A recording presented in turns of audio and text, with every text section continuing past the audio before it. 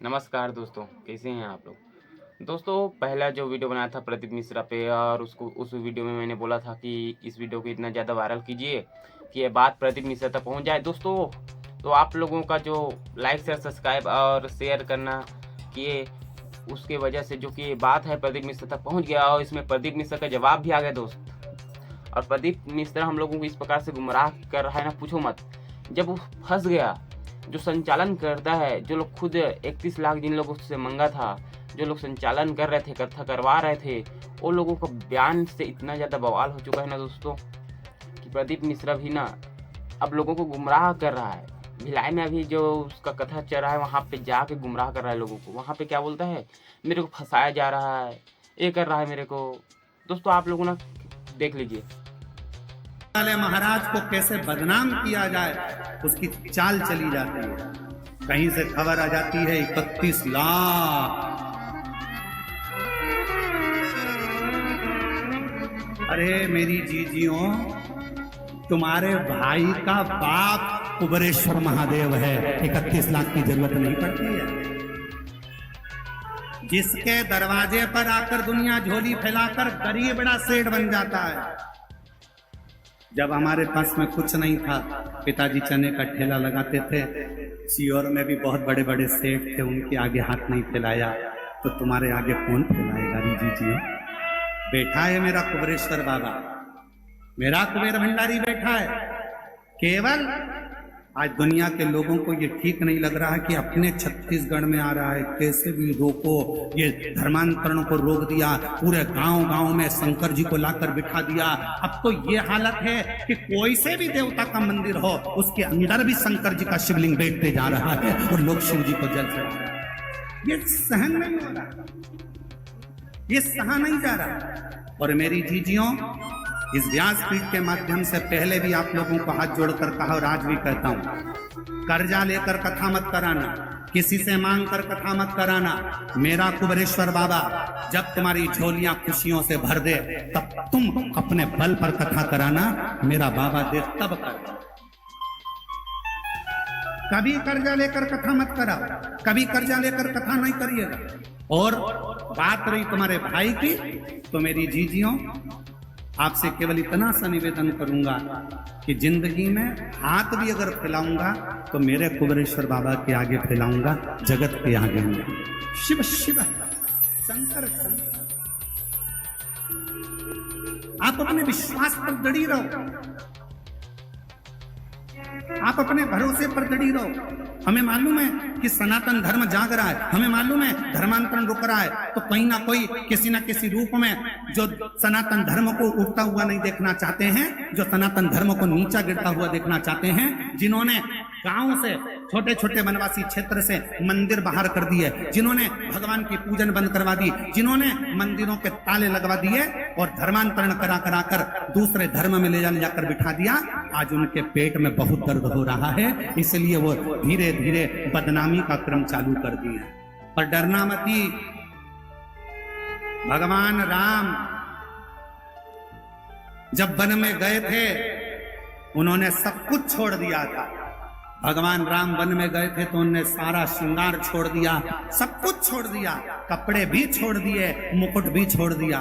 पर मेरे राम जी ने धनुष और बाण नहीं छोड़ा था, क्योंकि उनको मालूम था कि रास्ते में अधर्मी मिलेंगे। भूमि से वंदन कर छत्तीसगढ़ का ये पावन भूमि इतना रसमय हो गया है, शिव भक्ति में डूब गया है।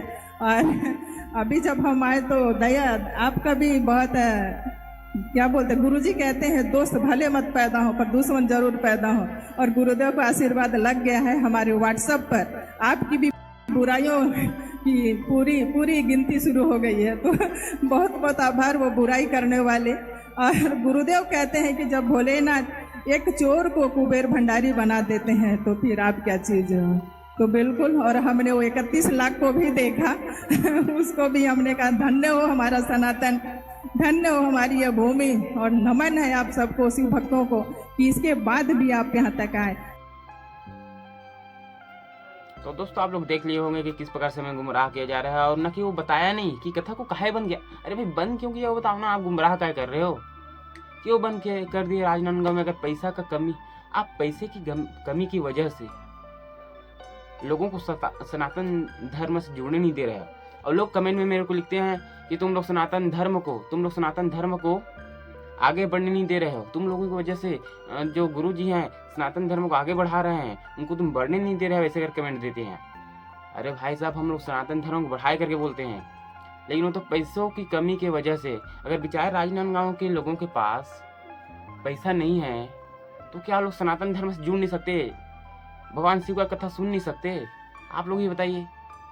क्या वो लोग गरीब है तो इसका मतलब कि गरीब है मतलब कि वो लोग सुन ही नहीं सकते यार कथा? क्या सनातन धर्म की ओर बढ़ नहीं सकते यार वो लोग? आप लोग ही बताइए, क्या गलती है उन विचारों की? जो वहाँ पे मेरे रिश्तेदार रहते हैं वो लोग बोल रहे हैं प्रदीप मिश्रा को चप्पल से मारना चाहिए, ऐसा करता है। फिर हम क्या करें, वो हमारे पूजनीय गुरु जी हैं, हम उनको बहुत मानते हैं, बोलते हैं कि अब अगले साल कराएंगे, अब ऐसे बोलते हैं, अब पैसे इकट्ठा अभी से करना शुरू करेंगे बोलते हैं। और संचालनकर्ता लोग भी, जो महिलाएं थी भाई, वो ऐसी हरी गहरी महिलाएं नहीं हैं, और पुलिस परिवार की महिलाएं दोस्तों, जो लोग करवा रही थी। अब वो लोग बोल रहे हैं कि अब पिछले साल कराएंगे और अभी से पैसा जुगाड़ करना शुरू करेंगे। देख सकते हैं आप लोग क्लिप में। कथा कैंसिल हो गई है जी क्या कारण? जी, उनका अपन ना पेमेंट नहीं कर पाए, कथा का जो पेमेंट होता है वो नहीं कर पाए। अच्छा। जिस तारीख में अपने को करना था उस तारीख में अपन भेज नहीं पाए, इसलिए कथा कैंसिल। कथा की तैयारी आप लोग कब से कब तक? 2 महीने से अभी चालू किए थे अपन। 2 महीने से आपको पता था कि कितना पैसा लगने वाला है? 2 महीने जी, अपने को पता था। कितना 31 लाख रुपया अपने को भेजना था। 31 लाख में कथा हो जाती जी, है।